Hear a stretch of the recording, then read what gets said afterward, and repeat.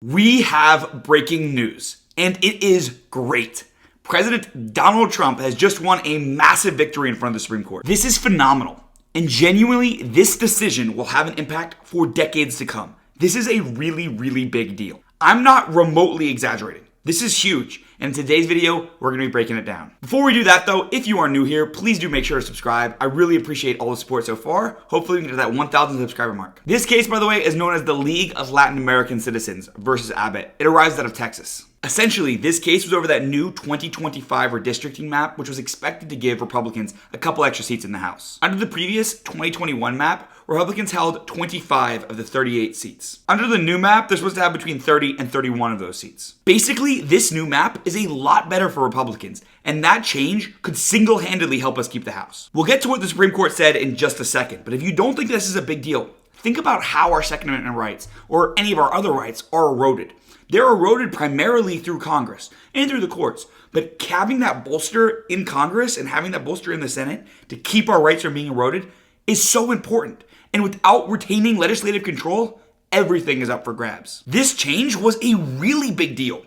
Terrific for our side. And so naturally, the left tried to get it thrown out. So this case worked through the court system where a 3-judge panel voted 2-1 to keep the 2021 redistricting map on racial lines, favoring Democrats. Judge Jerry Smith, by the way, was the one dissenting judge, and he absolutely torched them. There's plenty of YouTube videos you can watch about that. It is an insane decision. Incredible. But here's the great news. Judge Samuel Alito put an administrative stay on that decision, effectively voiding it for now. This suggests, though it doesn't guarantee, that the Supreme Court will allow Texas to use the new map. And this makes sense. What they were alleging was racial discrimination. They were saying the reason we can't have this map is because it's racist in some way or another. There's been similar cases on this type of issue.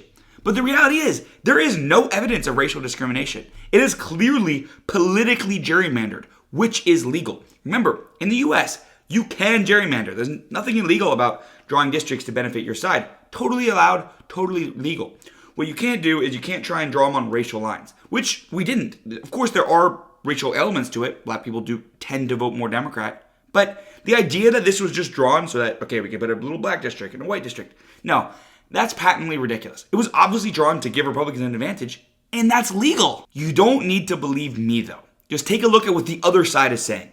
I'm going to play this video from Jasmine Crockett, and then I'm going to discuss why this is such a big deal and why this is an example of why this case matters so much. I am still thinking about running. We did get our polling back, so we are moving on to the next phase to determine whether or not this is would make sense in the moment, and if the infrastructure can be built out in the way that I see it being necessary to actually be able to win, as well as we are continuing to look at the polling on the other side. Listen, they are in a civil war right now on the Republican side as it relates to who will become their nominee. John Cornyn has served the state of Texas for decades at this point in time in some capacity.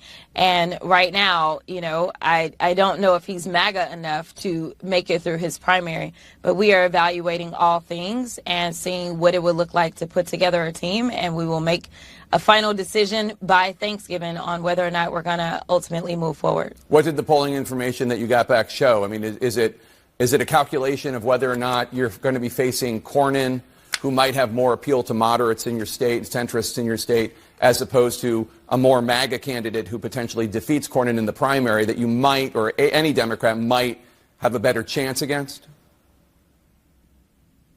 I'll tell you this, that head-to-head, we are doing really well against Paxton. I will say that.